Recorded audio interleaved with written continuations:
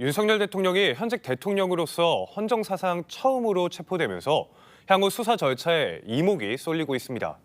비상계엄 선포에서 체포에 이르기까지 이상환 기자가 정리했습니다. 윤석열 대통령이 체포된 건 지난해 12월 3일 비상계엄을 선포한 지 43일 만입니다.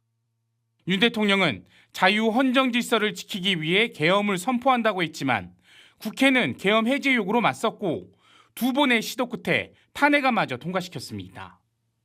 대통령 윤석열 탄핵 소추안은 가결되었음을 선포합니다. 이후 검찰과 경찰이 경쟁하듯 압수수색과 관련자 체포에 나서면서 계엄 수사에 속도가 붙는 듯 했습니다.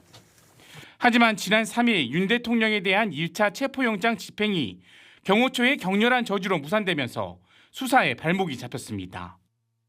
법상 명백히 권한이 없는 기관의 영장 청구인 것이고 영장 쇼핑하듯이 서부지방법원에 가서 청구가 됐습니다. 불법 무효인 영장이 틀림없습니다. 이후 공수처는 경찰 1000여 명을 동원한 2차 집행 끝에 윤 대통령을 체포했습니다. 공수처의 향후 수사는 윤 대통령의 내란 수개 혐의 입증에 집중될 것으로 보입니다. 윤 대통령이 주요 정치인을 체포하고 계엄 해제를 막기 위해 국회의원들을 끌어내려고 지시했는지 또 계엄을 사전에 모의했는지 등을 집중 조사할 계획입니다. 구속영장도 청구할 방침인데 법조계에서는 발부 가능성이 높다는 의견이 나오고 있습니다. 윤석열 대통령이 보여준 행태를 보면 이제 증거 인멸 연대가 높다고 봐서 아마 영장을 발부하지 않을까 싶거든요. 이제 영장을 발부하면은 아마 구속 상태에서 수사를 받을 것으로 예상이 됩니다.